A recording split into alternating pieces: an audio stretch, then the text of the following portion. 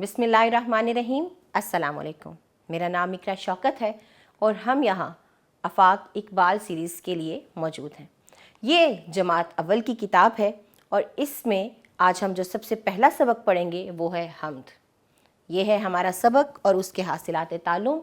इसके साथ ही नीचे सबक के अहम अल्फाज दिए गए हैं जिनमें शामिल है सर्दे, मीठे, खुशबू, रंगदार, हर सू, झील, कोहसार और टीले। उम्मीद करती हूँ कि आपने इन अल्फाज के तलफ़्फ़ुज़ को समझा होगा। आगे बढ़ते हैं और नज़्म का कुछ हिस्सा पढ़ते हैं। सबको बनाया मेरे खुदा ने, हर एक जाने हर एक माने, आम और आड़ू, सेब और सरदे, अंगूर, केले, फल मीठे मीठे, पेड़ और पौधे, शाखों पे पत्ते, फूल और खुशबू, हर सू जो फैले। ये हमारी नज़्म है। उम्मीद करती हूँ कि आपने इसको समझा होगा। अब आपको क्या करना है? आपको इस नज़्म को दोबारा पढ़ना है और दुरुस्त तलफ़्फ़ुज़ का ख़याल रखना है।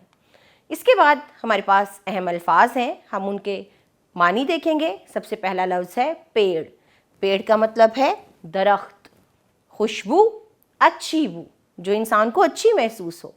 टीले, छोटी पहाड़ियाँ जो होती हैं उन्हें कहा जाता है हरसू, हर तरफ, कोहसार, पहाड़। ये है जी हमारी मश्क इस सबक की, जो हम लिखना से शुरू करेंगे और आपको इन सवालों के जवाब देने हैं। पहला सवाल क्या है? हर चीज़ का खालिक और मालिक कौन है? तो हम जानते हैं कि हर चीज़ का खालिक और मालिक अल्लाह ताला है। इस नज़्म में अल्लाह ताला की बनाई हुई किन किन चीज़ों का जिक्र है? पेड़, दरख्त और इसके साथ साथ फलों का जिक्र है, पहाड़ों का जिक्र है। उन तमाम चीज़ों का नाम लीजिए जो इस नज़्म में बताई गई हैं। अगला सवाल है कि आपको कौन सा शेर सबसे ज़्यादा पसंद आया? आप उस शेर को पढ़िए ताकि आपके वालिदैन भी सुन सकें और आपके असातिज़ा भी उसको जान सकें। इसके बाद हमारे पास खाली जगह का सवाल है। उसके लिए ये आपके पास कुछ अल्फाज दिए गए हैं और इन अल्फाज के मिसरे नीचे मौजूद हैं। आपने दुरुस्त लफ्ज़ लगा के इन मिसरों को मुकम्मल करना है। जैसे पहला मिसरा देखिए, पेड़ और पौधे, शाखों पे पत्ते। इसी तरह अब आपने ऊपर जो अल्फाज दिए गए हैं, जिस तरह मैंने उसको मुकम्मल किया, आपने उन अल्फाज की मदद से इन मिसरों को मुकम्मल करना है। सुनना और बोलना की सरगर्मी है हमारे पास और हमारे पास सवाल क्या है कि दी गई तस्वीर से मुतल्लिक आपस में बातचीत करें और बताएं अल्लाह ताला की ये नेमतें हमारे किस काम आती हैं। सबसे पहले देखिए ये फल हैं, तो बताइए अल्लाह की ये नेमत यानी कि फलों की नेमत हमारे किस काम आती है। अगली तस्वीर में सूरज मौजूद है और फिर एक दरख्त।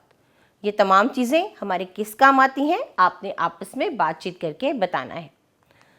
अगली सरगर्मी भी सुनना बोलना की है और उसमें आपको इन तस्वीरों को गौर से देखना है और बताना है कि इनमें से किसका नाम ते से शुरू होता है और किसका तोए से। ये पहला सवाल है। दो तस्वीर हैं, तैयारा और ताला। आपको देखना है तैयारा ते से है या तोए से, ताला ते से है या तोए से। इसके बाद अगला सवाल ये है कि ये जो दो तस्वीर आपको दिखाई दे रही हैं, इनमें से किसका नाम काफ और किसका नाम काफ से शुरू होता है। अगर आपने गौर से सुना हो तो मैंने दोनों काफ और काफ को अलग अंदाज में बोला है। ये इसकी पहचान है। इसके अलावा क्या पहचान है? इसके अलावा ये कि एक काफ के ऊपर नुक्ते और एक काफ के ऊपर डंडा आता है। तो ये क्या है? ये आपको खुद देखना है कि कैंची किस काफ से है और किताब किस काफ से। अगला सवाल है, इनमें से किसका नाम स्वाद और किसका सीन से शुरू होता है? तस्वीर क्या है? सुराही, सेब। तो किससे सुराही बनता है और किससे सेब? इसकी निशानदही कीजिए। अगला सवाल है, इनमें से किस नाम का जो इब्तिदाई हर्फ है वो रे है? रे। और किसका ज़ाद? तस्वीर क्या है? तस्वीर में हमारे पास ज़राफ़ा और ज़ईफ़ मौजूद है। अगर हम इनको अदा करें ज़राफ़ा और ज़ईफ़ तो वक्ती तौर पर लगता है कि दोनों की एक जैसी आवाज़ है, पर नहीं, एक ज़ाद से है और एक ज़े से। तो अब आप इनको पढ़िए और बताइए कि कौन सी तस्वीर का आगाज़ ज़े से होता है और किसका ज़ाद से। اگلی سرگرمی زبان شناسی کی ہے اور ہمارے پاس جو تصور ہے وہ مذکر مؤنث کا ہے، جیسے بچہ بچی، لڑکا لڑکی. یہ کیا ہے؟ یہ مذکر مؤنث ہے. مذکر کیا ہے؟ جو نر کے لیے بولا جاتا ہے، اور مادہ وہ ہے جو مؤنث کے لیے بولا جاتا ہے.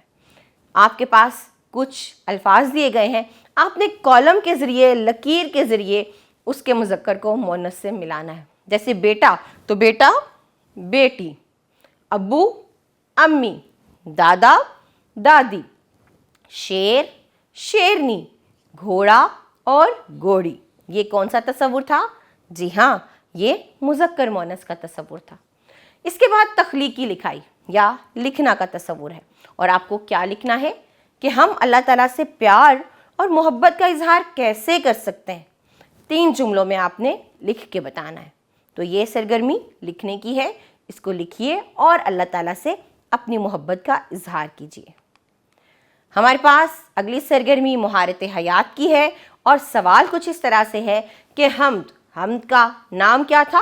سب کو بنایا میرے خدا نے. اس کو یاد کریں اور کمرہ جماعت میں ترنم سے پڑھیے. یہ تھا جی ہمارا سبق. اب آپ اس سارے سبق کو دہرائیے، اس میں دیے گئے تصورات کو یاد کیجیے، ان کی دہرائی کیجیے تاکہ امتحان میں آپ کے لیے آسانی ہو سکے. اپنا خیال رکھیے گا. ہم اگلے سبق میں ملیں گے. بہت شکریہ. جزاک اللہ خیرہ.